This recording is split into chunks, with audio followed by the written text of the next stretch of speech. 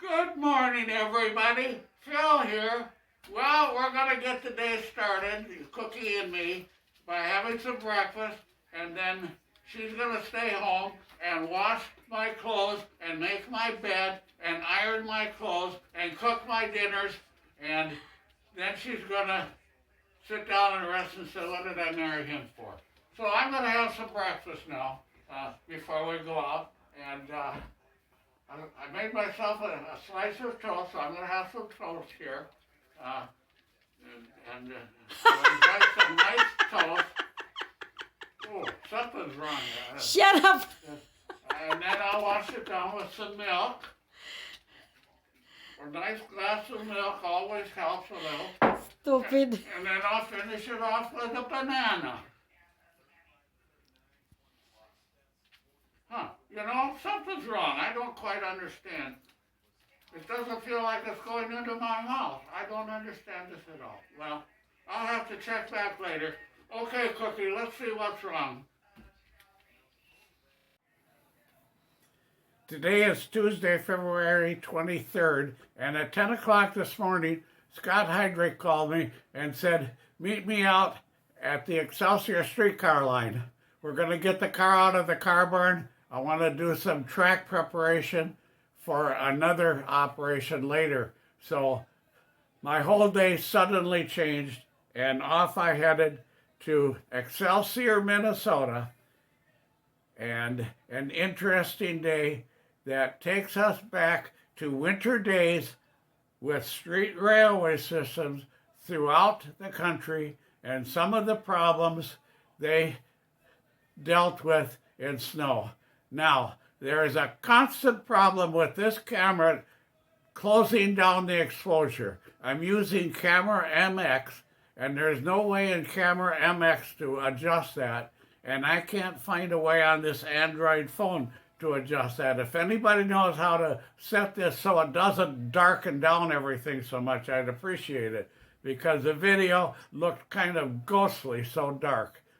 In spite of how much light I put on, it just seems like it turns it down. So if you have some suggestions, I'd like to hear it. Otherwise, I hope you enjoyed this midwinter madness. I wasn't expecting this to happen today, but I hope you like it. And those of you who are waiting for the organ crawl at St. Olaf Church, that's not scheduled yet, although I'm getting everybody together.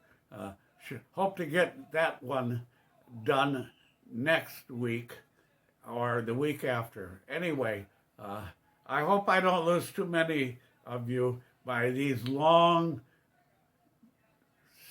distances between each video, but it's all I have right now. I'm taking no chances with this COVID thing. Yes, I am. You can see I'm getting out. What am I talking about? But I'm not throwing myself into groups of people. Let me put it that way. So if you have any advice on how to lock out this excessive, not auto-dimming, exposure control, I'd like to hear about it. So enjoy, and I'll see you here and there. And we'll talk about this and that now and then. Enjoy the video. And thanks for being here. Be sure, leave comments. I really mean it. Leave comments and comment on comments.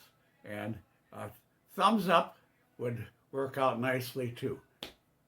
Thanks. Hi everybody, Bus Old Man Phil here. About an hour ago I got a call from Scott Heydrich at the Excelsior Car Barn, a part of the Minnesota Streetcar Museum. And he said there's an opportunity to run the streetcar today. So here I am, and we are in Excelsior, Minnesota, at the Excelsior Car Barn. And here's Scott Heydrich. Scott, say hello to all my YouTube people. Hi, YouTube people. We're going to be doing a streetcar run today, and behold, Scott is shoveling out the track Now, this is a job that was done for many decades back in the days of streetcar operations, when a streetcar had to operate on a section of track that was normally not used.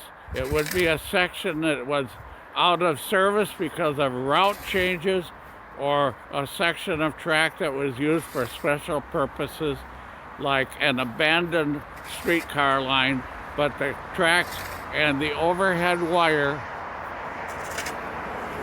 was kept intact. It was a great place to store streetcars when there was a charter in the area or some activity that required the use of the track. So, I'm going to step into the car barn, and here, before your very eyes, is a Twin Cities streetcar. This car was part of the St. Paul Street Railway system and later operated on the Selby Lake line between Minneapolis and St. Paul. I keep getting an email from somebody and it stalls the camera. Well, you want to take it for a bit? No, go ahead. Where should I start? Where you started before. Okay.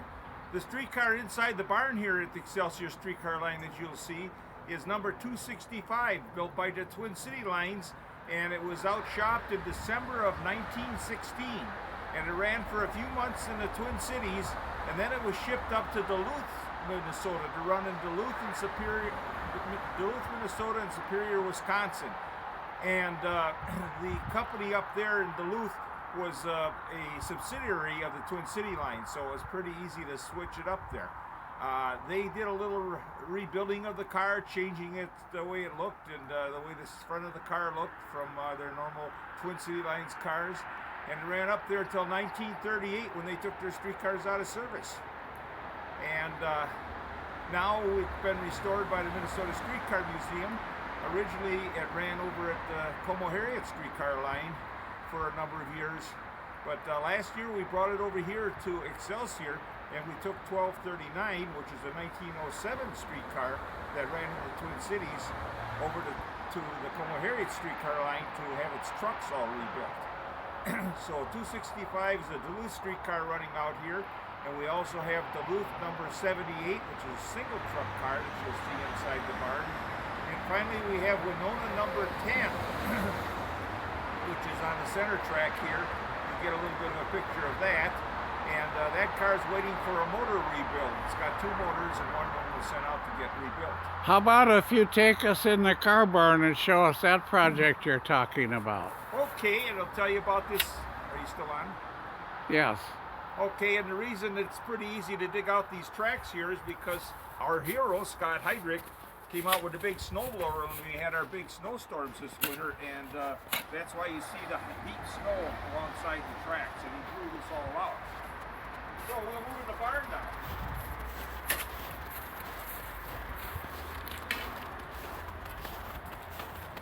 Sorry for the bouncing, folks. I don't walk very smooth. You want me to power it up so the streetcar, so the pump sounds? If you want to do that right now, I'll keep the recording going. Sure.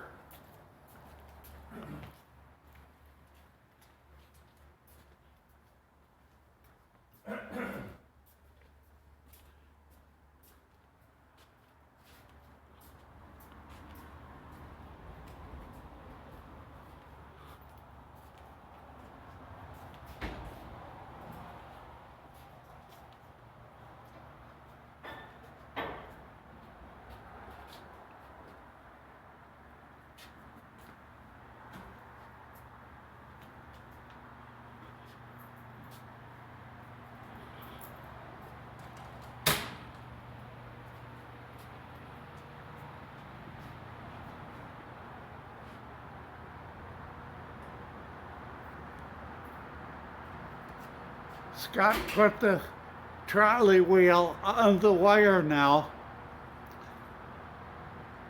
and this car now will begin with the air compressor running to build up air pressure to operate the doors, the windshield wiper, the whistle, the sanders, the bell, and above all, the brakes. This streetcar is equipped with the Bendix Westinghouse air brake system developed in 1869 for railroads, later adopted into streetcars.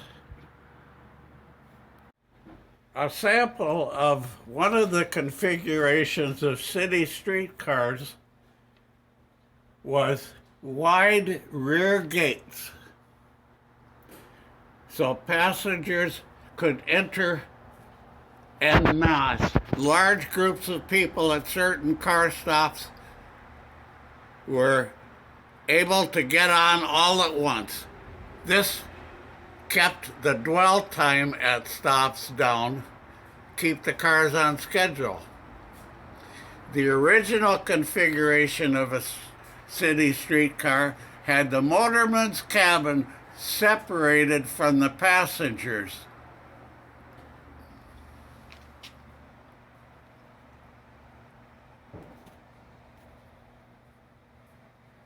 Later configurations, those wide rear gates were removed and weather-tight doors were installed, folding doors. Passengers now got on the rear, and instead of the motorman's cabin isolated, doors were installed on the front, allowing passengers to get off the streetcars from the front if there was a motorman and a conductor. If there was only a motorman, as in later years, passengers got on the front door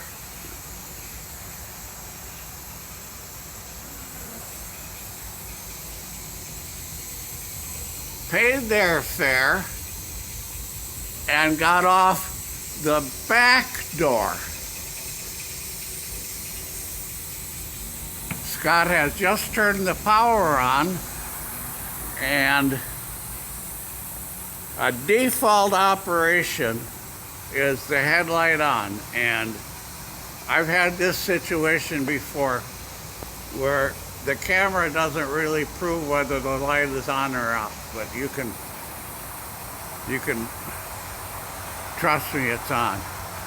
This streetcar, you'll notice, has a manual windshield wiper. The motorman moves a lever inside that operates the windshield wiper. Later on, air motors were installed to operate the wipers.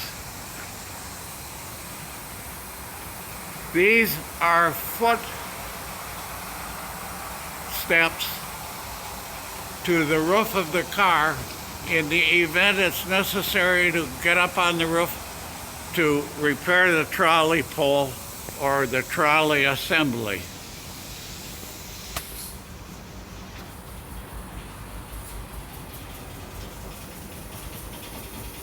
What Scott is doing right now is closing the drain cock. I had enough light to show that. There we go. This is how moisture is drained from the air tank. That lever he's turning now is an air tank that's behind this air tank. These tanks store air that's from the air compressor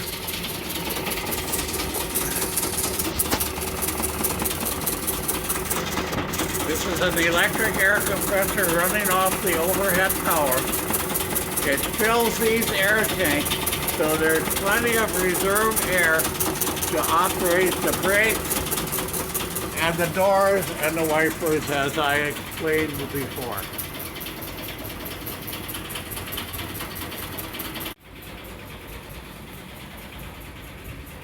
Scott has done something That is something I do all the time. I've mentioned it before with the buses. I forget to position the door switch to open before I start the air compressor, or in the case of buses, start the engine. So what happens is when the air pressure builds up, the doors close, and here I am standing outside of the vehicle with the doors shut. I do this all the time with the buses, Scott. I'll show you how you can open it if you know how to do it. Well, we can show people how to do it. Look at that. Would you look at that? Look at that. Uh-huh. Do it one more time there. Isn't that cute? Okay, well, let's get on this streetcar. We have electric heat on these streetcars. I'll get you from the back and do your back door. Okay, now I mentioned electric heat. When the streetcars were originally built, this one back in 1907 or 08, they came with a coal stove. I'm a little close so it's hard to see. And this coal stove circulated water through pipes around the interior of the streetcar. And whatever heat radiated from the body of the stove was for the motorman. So here's the motorman's compartment. And now we're staring into the light, so it's hard to see. So I'll show you more of this when we get outside. Meanwhile, I'll show you inside. This is a Duluth streetcar now, as Scott pointed out. You'll notice the wicker seats. You'll notice the button that signals the motorman to stop the car at the next place for passengers to get off. When the car filled up enough to people to stand, then we had these straps. And you hold on to the straps while the car is stopping and starting.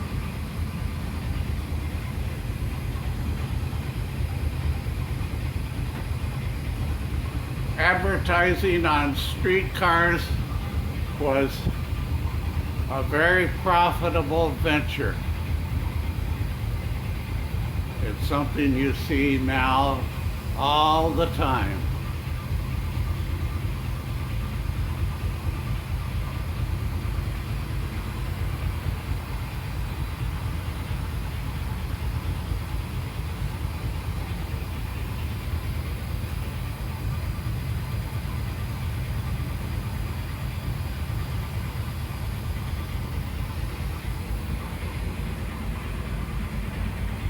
As I walk toward the rear of the car, people standing in this area could grab these and hang on. As we got toward the back, you notice the seats change from crossways to longitudinal. The reason that is to clear more floor space for passengers moving in and out of the car. These doors were closed in bitter cold winters to keep the heat in the main area of the streetcar.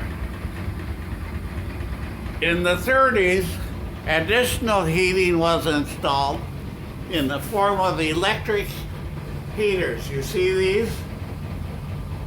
Electric heaters.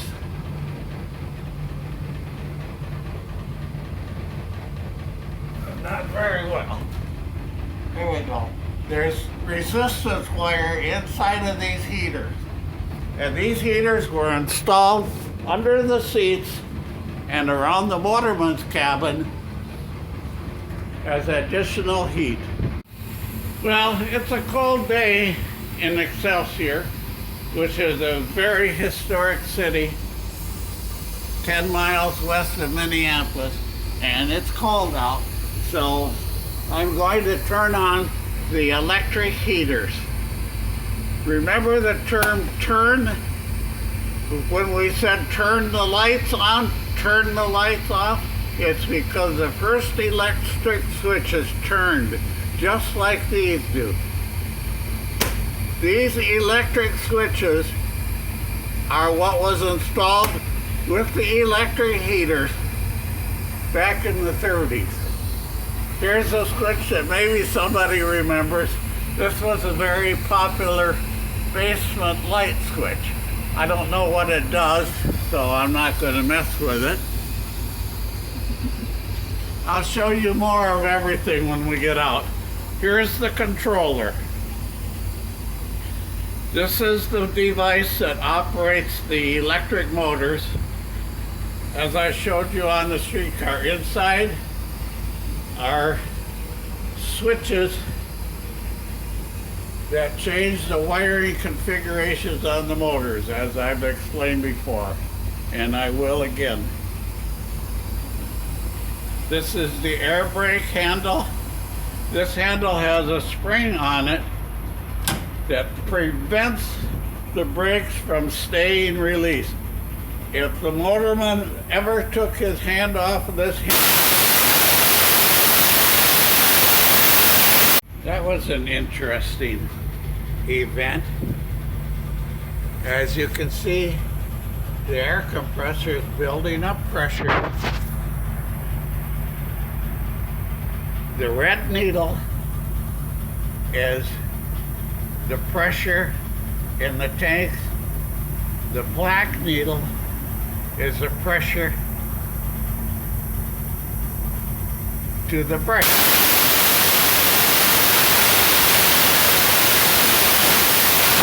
What we have here is an air pressure safety valve that seems to be tripping off for some reason. Probably because it's cold. Cold weather brings out all of the problems with streetcars and buses and automobiles. Okay, well, we had a problem with frozen valves, so the air compressor wouldn't stop running, and that you heard was the pressure relief valve. So we got the pressure relief valve thawed out, and we got the air compressor regulator thawed out, so everything is working good. So we're about ready to go here.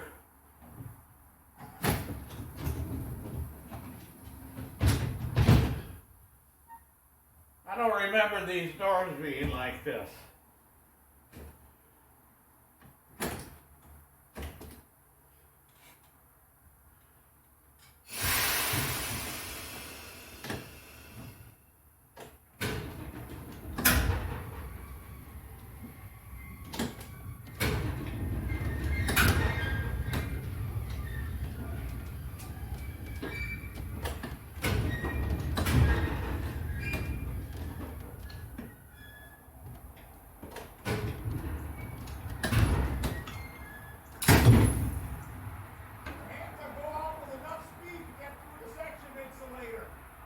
Okay, the car's resisting movement because we're in the ice and snow.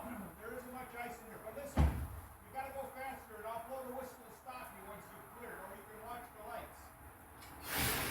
If you up, you can watch the lights.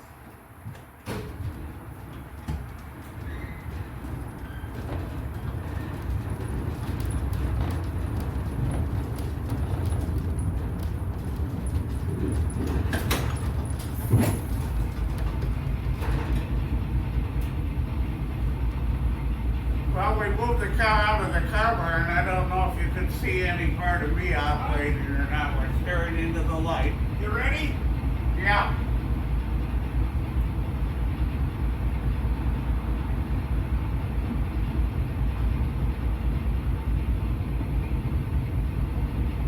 Give me the whistle signals in case I don't see you.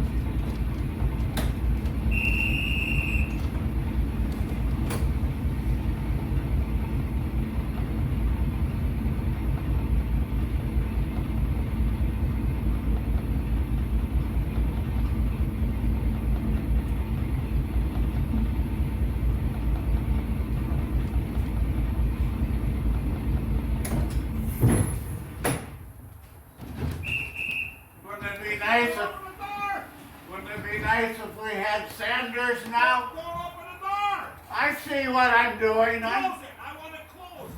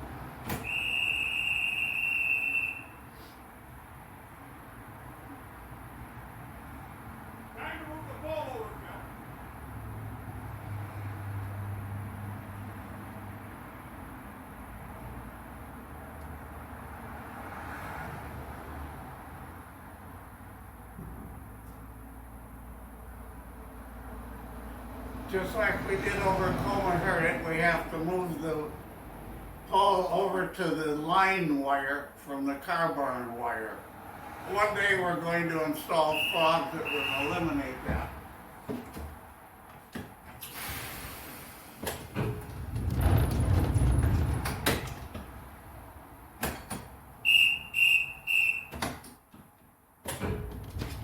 We're stuck in the snow.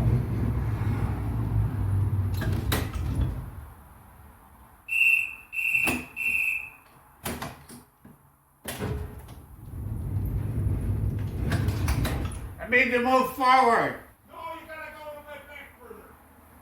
It's not moving back. Yes, it is.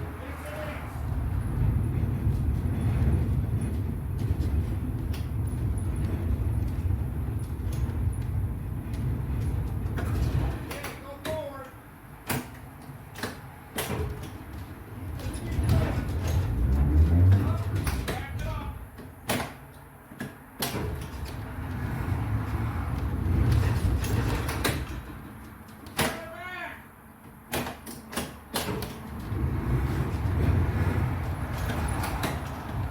I need to go back and forth. Go forward, okay, go forward, and then you go back further. I'll tell you when to stop going back.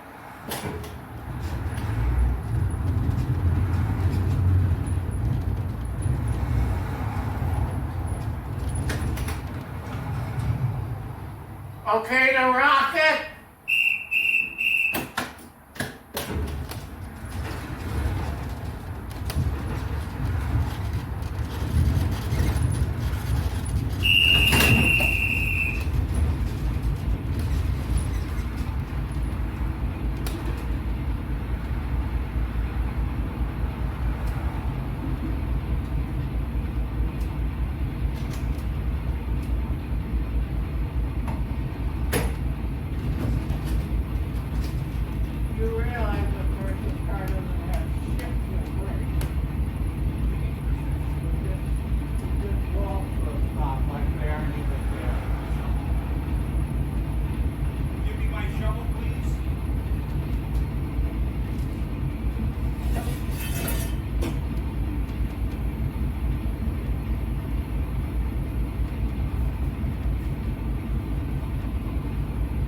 what's happening is the wheels are just spinning because they roll up on the snow and they compact. So the wheels are actually spinning on ice. If we were to go too far with that happening, the result would be the wheels would roll up. All 8 wheels would roll up on the ice and we would lose contact with the rail and we would have no power and we would be just stuck right there. No power to move the car in any direction.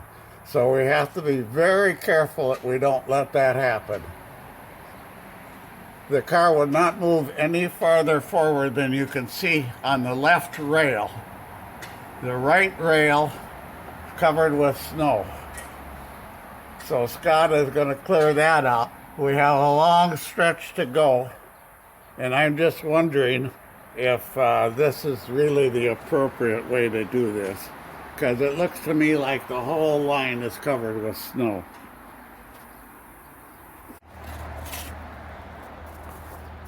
Scott seems to think that we're going to be all right once we get some of this shoveled.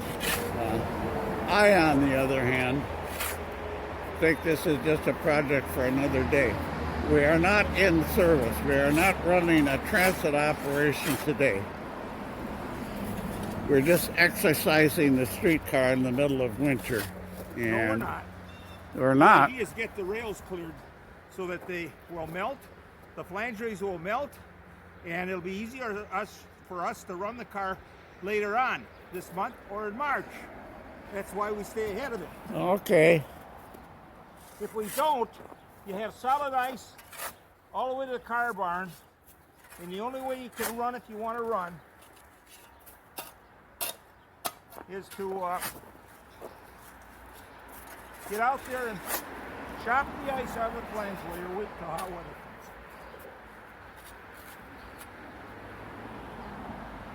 Okay, I see what the problem is. Is that running?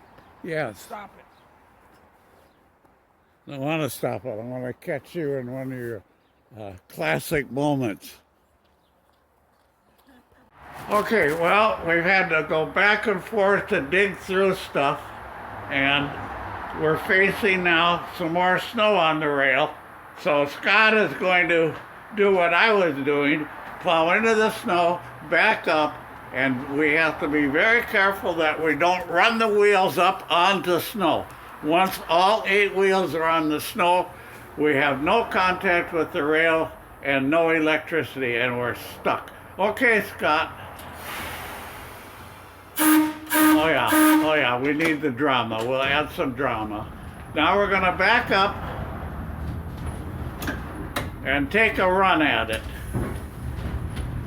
See what I mean about the brakes? Well, you know why, don't you? I don't care why. The wheels are wet. Of course I know why. I'm a mechanic. The wheels are wet. You got the wheels all wet. They're not sliding. We're not locking the wheels. You say you got the wheels all wet though. Yes, I understand that. Not much for brakes, huh? Okay, here we go.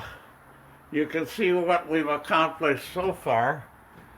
The cow catcher is full of snow, but that's normal.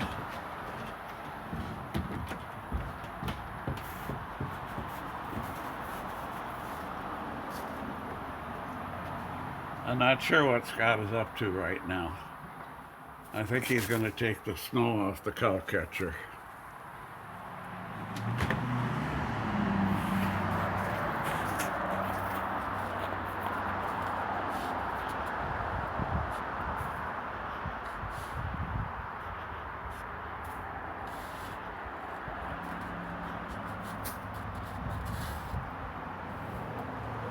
Running streetcars in the winter time always meant a lot of work.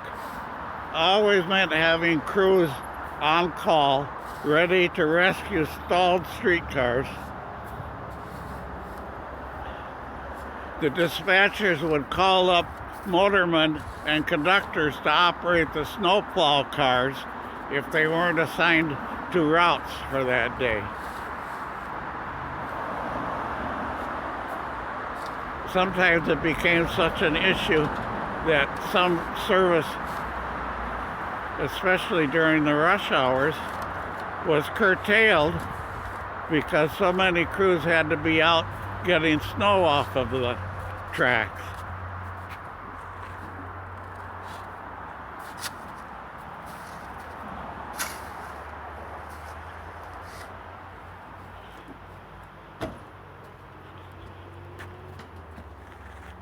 Situations like this typically became real at 4 o'clock in the morning when streetcar service for the day was supposed to start.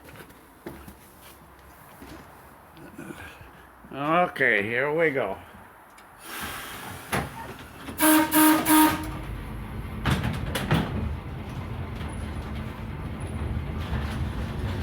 Street railway, interurban, and mainline railroad whistle signals, one long to make an immediate stop,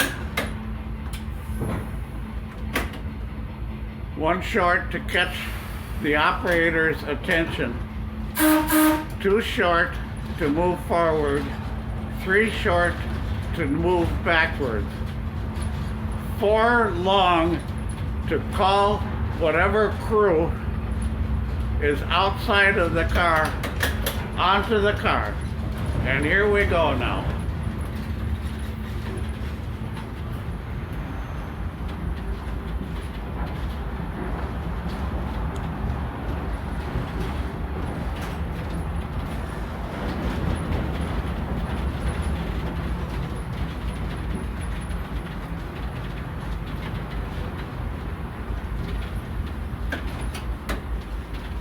Okay, now we're stalled in the snow. Because I shut off the controller. What's that? Because I shut off the controller, Phil. Okay. You see, this rail's all clear over on this side.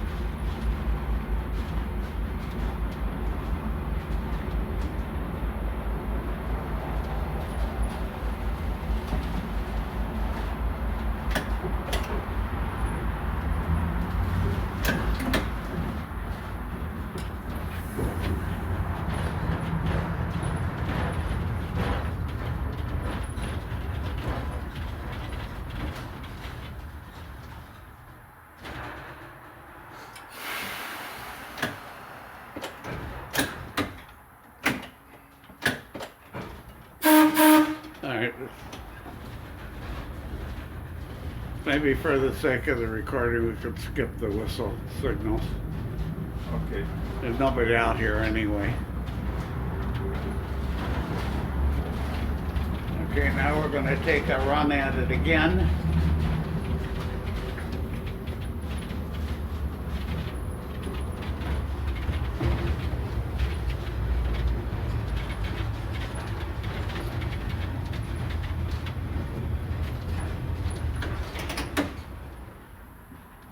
And now we're on the hill. Yeah, now we're not going to test our luck. We're going to back up and make sure our wheels are going to stay in contact with the rail.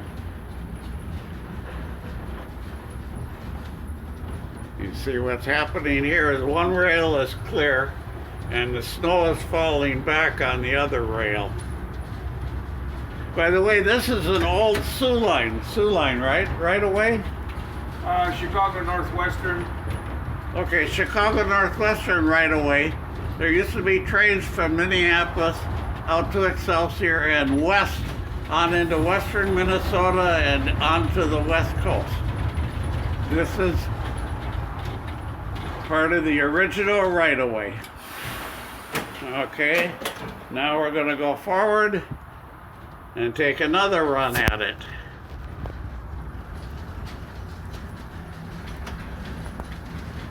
If it was me, I wouldn't ride those resistors quite as long. That's it. The controller now is in the 5th notch or the series safety position. There are no resistors in the circuit now, and the motors are in series. I wonder if we should shovel off the cow catcher now.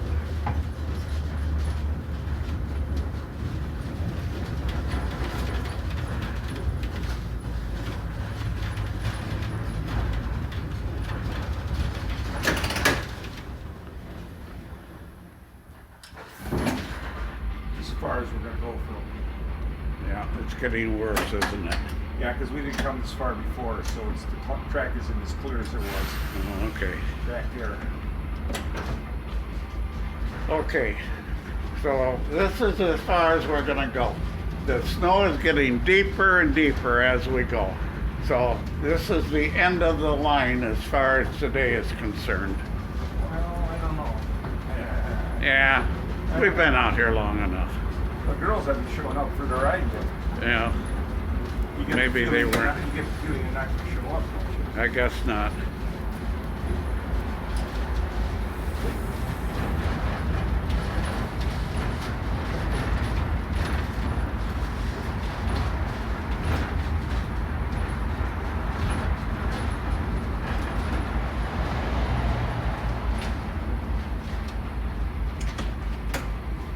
I'm going to shovel off the cow catcher.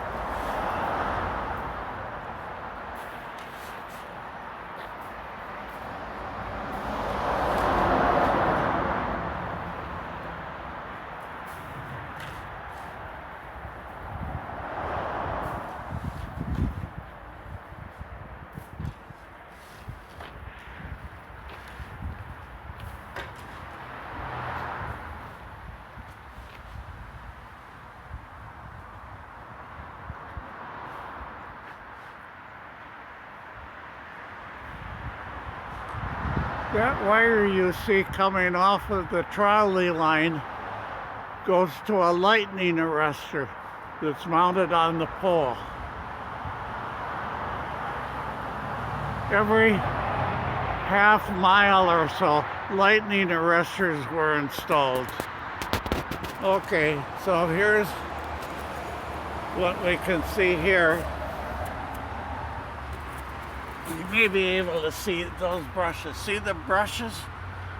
Those brush some of the snow away from the rail. But it's very possible that snow will fall back on the rail, and if enough snow gets under the wheels,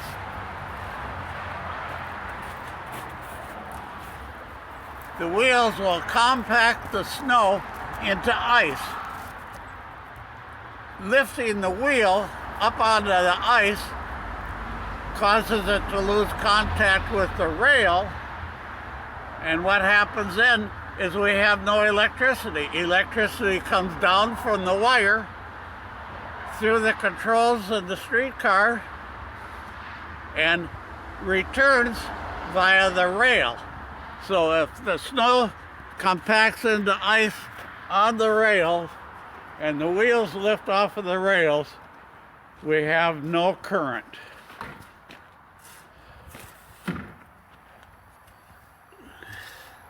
Here's another example of the brushes.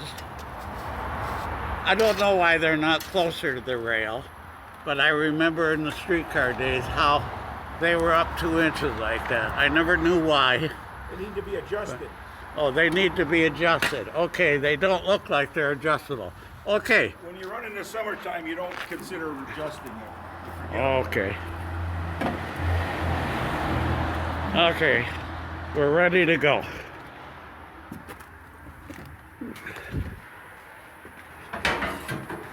If we were smart, we'd have little. What's that? If we were smart, we'd have little plows in front of the wheels that are right down on the rail. And, Well, then they'd plow it out of the way. But you could just get yourself more in trouble that way, dude. right? I don't know. I don't quite see it that way, but But we could do that. I don't have the wicked imagination you do. Okay, I thought we were through with this. Yeah, we almost died. Oh, okay, Scott wants to go one more ride.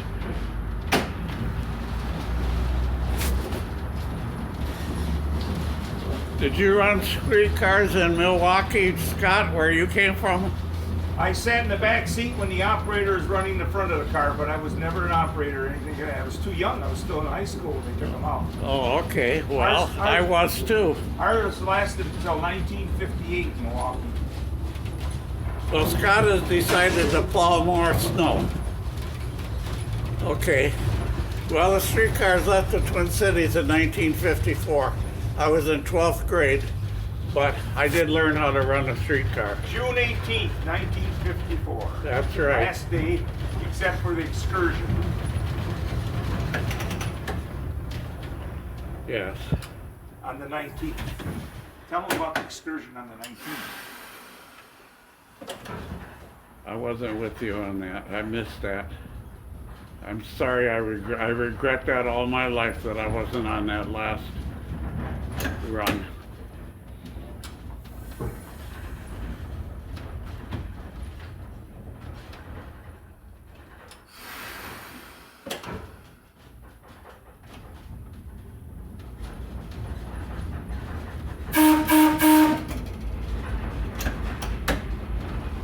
We're in an open public area now, so horn signals and whistle signals are very appropriate at this Track time. across the trail across the bridge. Yes, here's a crossing, a trail crossing. It's too bad that that resistance heat isn't plumbed up into the car like it was originally.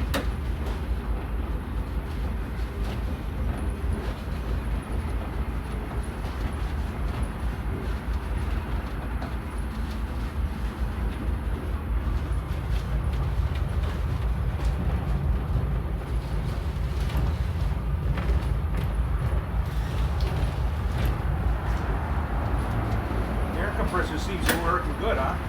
Yes.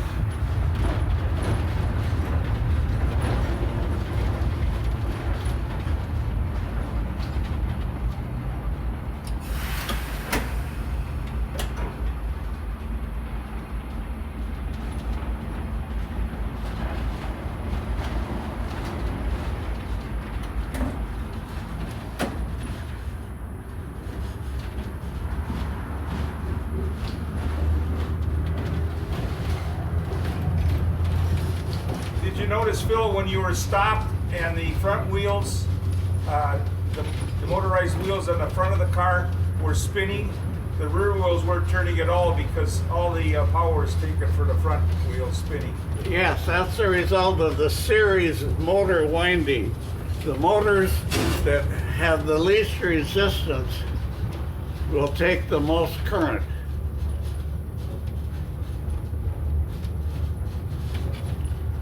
Actually, they take the most voltage. The current is passing through the stalled motors into the spinning motors.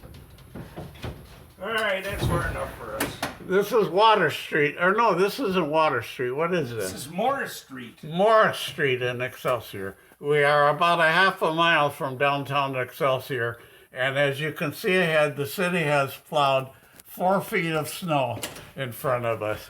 This is it. That's all, folks.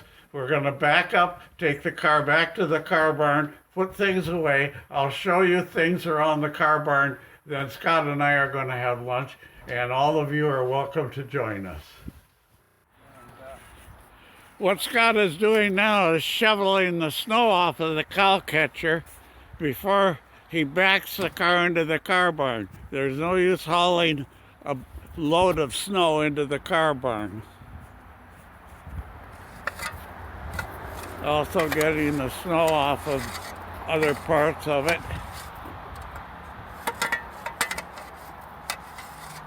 Less water on the floor though. Yes, he doesn't like the snow melting on the car barn floor. And who can blame him?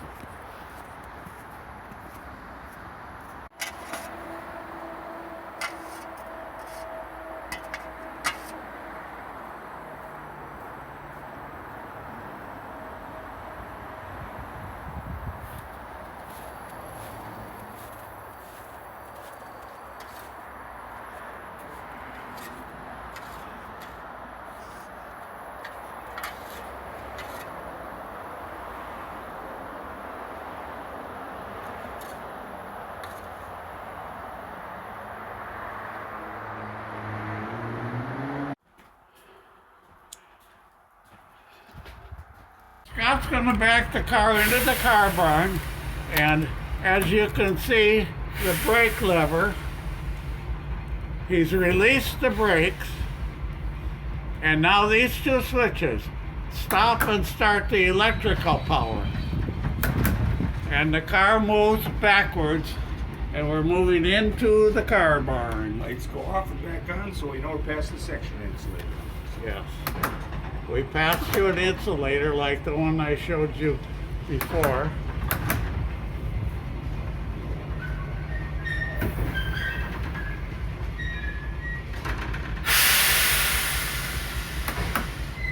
This is the point where we inch the car in. We have just a limited amount of space.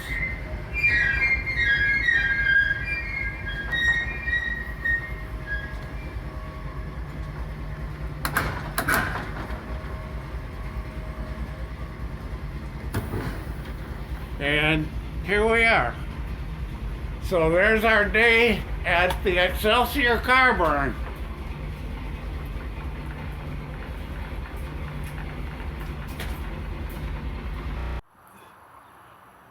Before I go, I wanted to show you this Winona streetcar, this beautiful restoration. This streetcar operated in Winona, Minnesota, until 1939, when the two streetcar lines in Winona were discontinued. We'll have fun running this car this summer out here. So we'll be out here in Excelsior this summer running this Winona car. We never have really been able to give you a clear picture of an air compressor. So here's one that's rebuilt, ready to be used anytime it's needed. This is the air compressor that goes under the streetcar. It supplies air for the systems that need it. The brakes, the doors, the whistle, the wipers, the sanders, and the automatic bell. So here's a GE air compressor. This is a 600 volt DC motor, and this is a 2-cylinder reciprocating compressor. Riding bicycle. This is streetcar number 78 from the Duluth streetcar lines up in Duluth, Minnesota. And this car was built in 1891 and ran until about 1910 up in Duluth and Superior. However, after 1910, they couldn't use the car anymore because there were so many people that wanted to ride the streetcars, the trolleys, because they were so much better than riding on a horse or riding in a carriage or something like that. And so this car was just too small, couldn't carry anywhere near enough people to make it worth it. So what they did is they got cars like number 265 that we saw earlier. And that's a big car, 48 feet long with 2 trucks under it, 4 wheels in each truck. And it could carry about 50 people, plus probably 30 or so standing. This little baby right here is lucky if you can get about 20 people in it. So they put the bigger cars in operation, and this one was turned into a sand car. And they'd use it to go out to the end of the line and put sand in the sandboxes for the wintertime. So the crews, when they got to the end of the line, they could replenish the sand in their sandboxes. And Duluth has a lot of hills, and the streetcars had to go up the hills, so they used a lot of sand in Duluth. This car was finished being used by the Duluth streetcar lines about 1920. In 1920, a lady up in West Duluth bought the body from the Duluth Street Railways, and she turned it into a playhouse for her children. And so it's at in West Duluth, and the kids ran in and out of it and so forth. And eventually, it was also used by her grandchildren.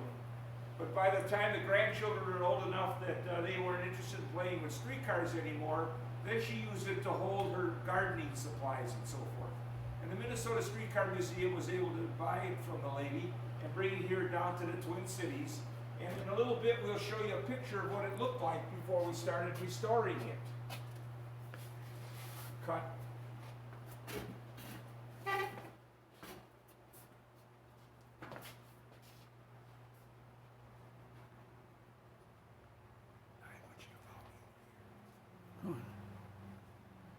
This is an early 1900s controller, and this is what is used to control the speed of the car. And you've got fingers here that make contact with segments here on the controller and allow it to be in the first notch, which means full series. There's a lot of resistance then, so that there isn't a whole lot of... Could you demonstrate that? Could you move the controller while you're describing it? That's a good idea. There's the first notch. Actually, it's the second notch already. There's the first notch. And this finger right here actually sends 600 volts to the system. And this is the first notch right here. It's making contact. So it's sending it through the whole resistor bank. So there's a maximum amount of resistance so the motors don't get a big jolt of heavy voltage. You go to the second notch when you get a little speed going, and then this one comes into play. And then this one's still in play, but since this wiring here goes through less resistance, all the 600 volts, which is reduced to 300 volts because it's in series, this is all knocked down here for the second volt with less resistance. And you go to third and fourth and fifth. Okay, and so this would be full series, no resistance at all. Now, originally this controller was set up so you could go into parallel, but we don't use this on this car. This car only goes in series, so we have 5 notches from off to full series. Ah, shucks. I was hoping we could go fast. Well, I'm sorry, Phil. These cars are single truck and they are only throttling along. They don't go real fast. Okay, Scott. Okay, this controller had a fire in it. And that's why the car is sitting in the barn here, because our ace mechanic, Howie Melko, redid this whole controller, got it all back together again, put new installation in, got all these fingers so they line up perfectly with the segments on the controller. And he's got them all burnished so they're nice and flat, and they'll ride absolutely outstanding when we get the car going. And he's got it all well insulated, new insulation, got rid of the wood that was there, all new wiring. What happened is there's a fire in this area here where there was a short, and these wires actually burned. They melted through it, and there was droppings down in the bottom from that. Now the wires that come up through the floor is what you might have seen on the front of the streetcar hanging out there. And they would come up through the floor and tie into these various locations. There's 14 wires that come up through the floor. But we're not going to bring them up through the floor because the wiring that's under the floor down there is not the best wiring to use. And it's not like this wire here, which is number 4, which is made for trolley use. The other wire is basically household or industrial use that isn't made for trolleys. So we're going to run this white wire down through here and connect it to the heavy wire underneath the car that wasn't made for trolleys. And this car also was not anchored to the wall back here. It was only tied down by this bolt here and that bolt there. And as a matter of fact, it was cracked here. The frame was cracked because there was nothing to keep it from swabbling back and forth. So Howie's put a bracket on the back here that you can't see, but it's behind it to hold this tight to the wall so this thing isn't going to rock back and forth much at all. Okay, could you explain what this brass lever is? Okay, which one? This one or that one? That one. That one right there? Well, first I want to tell you that this little deal here are spark arresters, because when you go from the various points, you can have a flash of spark. And this is folded in here. Actually, we got this in the way, so I can't close it for you. But it's made to close over all of these fingers that are sticking up here and all those segments on the controller shaft here. To cover them up, you can see it's kind of rough in there, and it's a spark arresters. And that would be in like this, and this would be in here to tighten it up. So this is what the controller would look like before you put the cover on it. Okay. So all new rewiring, and we can't wait to test it out, but we've got the controller on the other end that we want to fasten to the wall before we do that.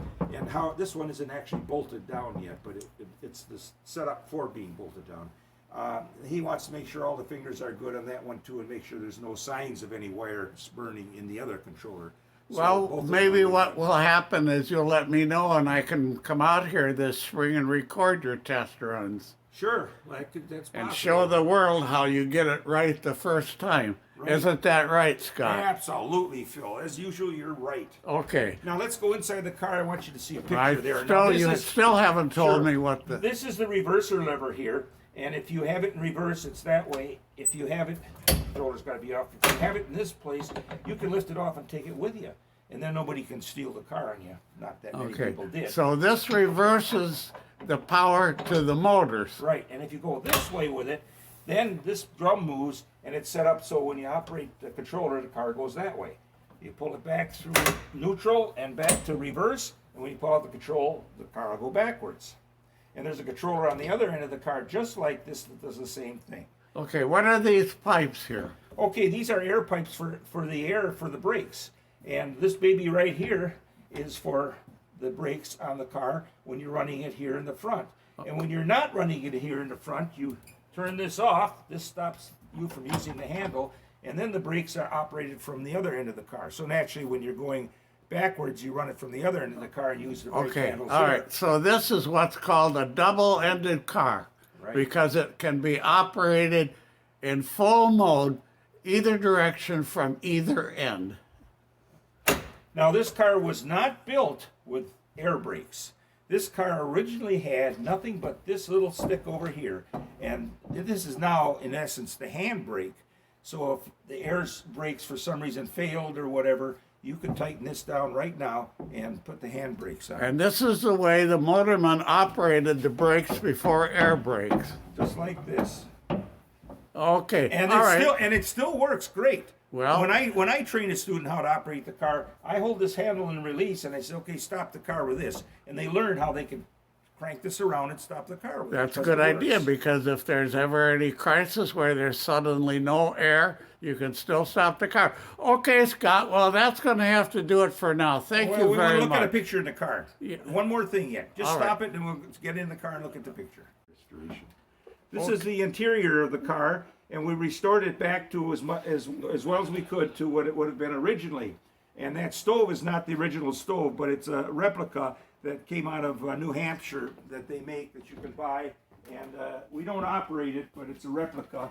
And so that's what the stove would have looked like. And this is what the seats would have looked like. And this stove would be sitting here with the heat radiating into the car. Yeah. And all these windows and the ceiling, well, the ceiling is new, but all this woodwork right here, this is one piece of cherry all the way along here almost. Back in the 1890s, they could get cherry boards that were really long. But basically speaking, all this woodwork you see in the car, with the exception of the windows themselves, is all original on the car. Well, once George Washington stopped chopping down cherry trees, they grew long enough to do this. Now I want you to look at this photograph over here, Phil. This one right here. And that shows you what the car looked like when we got it from that lady who used it for storing her their gardening equipment.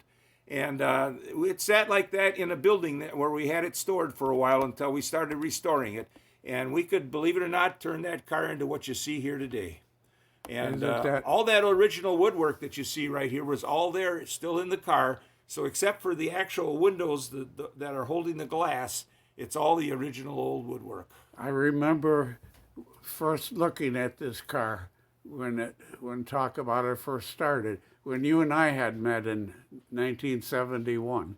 This tells you a little bit about the car. This is what it looked like when it was running. And this is what it looked like when it was that lady's shack in the backyard that we got it in 1971. If you don't have a chance to see all of this, you can hit your pause button, folks, and then we'll... now here, again, remember I told you, advertising was a main source of income. Farebox income wasn't enough to run the streetcar company. So advertising became a second source of revenue. And it was quite successful. Okay, thanks, Scott.